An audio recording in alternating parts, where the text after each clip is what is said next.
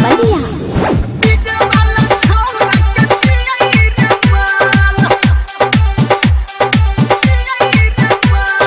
माल माल माल नाचे छै कमाल आगे जे वाला छोरा के चियै रे माल माल माल माल नाचे छै कमाल आगे जे वाला छोरा के चियै रे माल गाल गाल गाल एकर गजो पूछे गाल आ होटाबा में लाली लाठी ढोरही में डाल माल माल माल नाचे छै कमाल आगे जे वाला छोरा के चियै रे माल।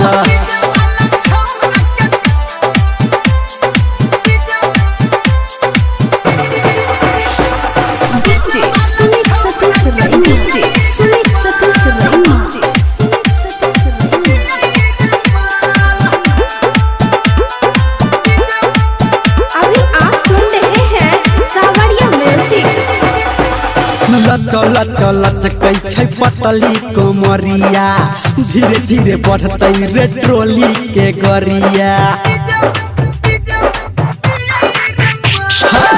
लत लत लत कई छै पतली कोमरिया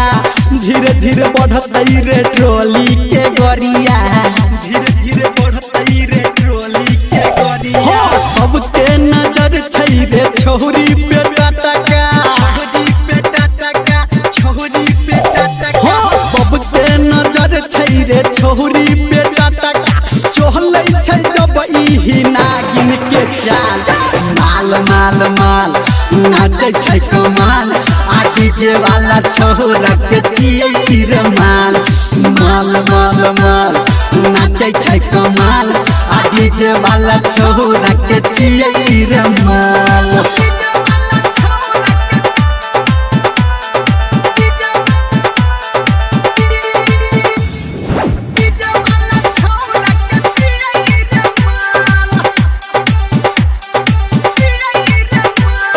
हटर हटर हिलै छै ट्रोली के पाला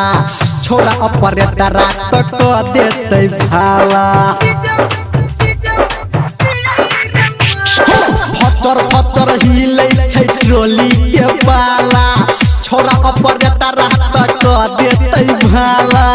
छोरा ऑपरेटर तक देतै भाला धर्मेंद्र निर्मलिया कहै छौ सही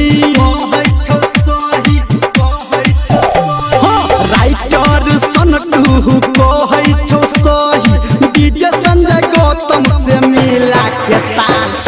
माल माल माल नाचे छै कमाल आगे जे वाला छोरा के चियै रे माल